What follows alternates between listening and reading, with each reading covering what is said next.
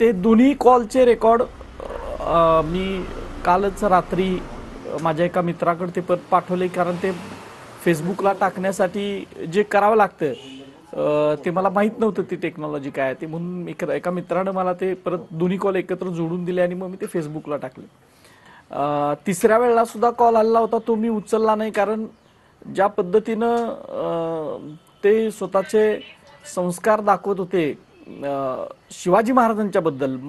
आम्हाला तर ही आता सवय झालेली आहे की ज्या वेळा आपण सत्य सांगतो शिवाजी महाराजांच्या इतिहासातलं किंवा संभाजी महाराजांच्या इतिहासातलं, तर त्यावेळेला एका महाराष्ट्रातल्या ज्यांनी संभाजी महाराज शिवाजी महाराजांना त्रास दिला अशा काही प्रवृत्ती या वारंवार ट्रोलिंग करणं असेल किंवा अशा पद्धतीनं काल ज्या पद्धतीनं अर्वाच्य शिवीगाळ दिली तशा पद्धतीनं शिवीगाळ करणं असेल, जीवे मारण्याच्या धमक्या देणं असेल, हे वारंवार चालू असतं.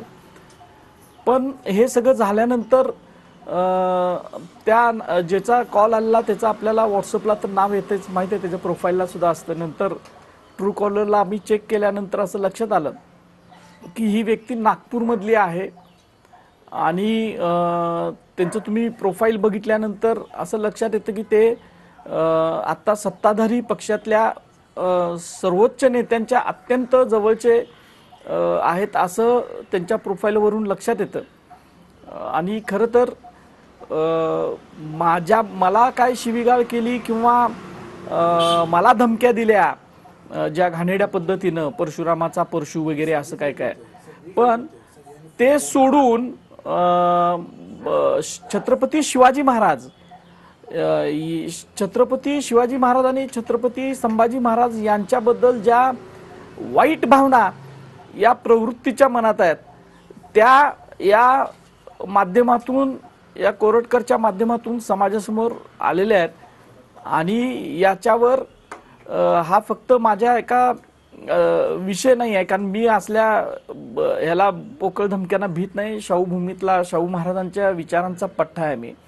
या असल्या धमक्या बिमक्या आम्ही घाबरत नाही कधी.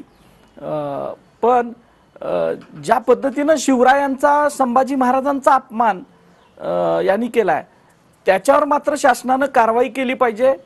तो एका विशिष्ट समाजाचा आहे, विशिष्ट पक्षाच्या जवळचा आहे, विशिष्ट व्यक्तीच्या अत्यंत जवळचा आहे, काही वरिष्ठ पोलीस अधिकाऱ्यांच्या जवळचा आहे.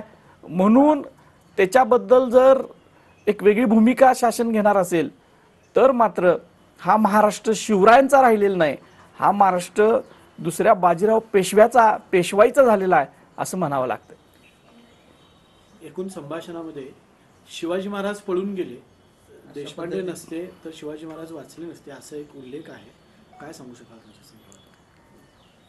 सगळंच ते संभाषण अत्यंत विषारी जातीय मानसिकतेनं भरलेलं आहे. शिवाजी महाराजांच्या बद्दल ज्याच्या मनात अत्यंत विष भरलेला आहे तोच व्यक्ती असं बोलू शकतो.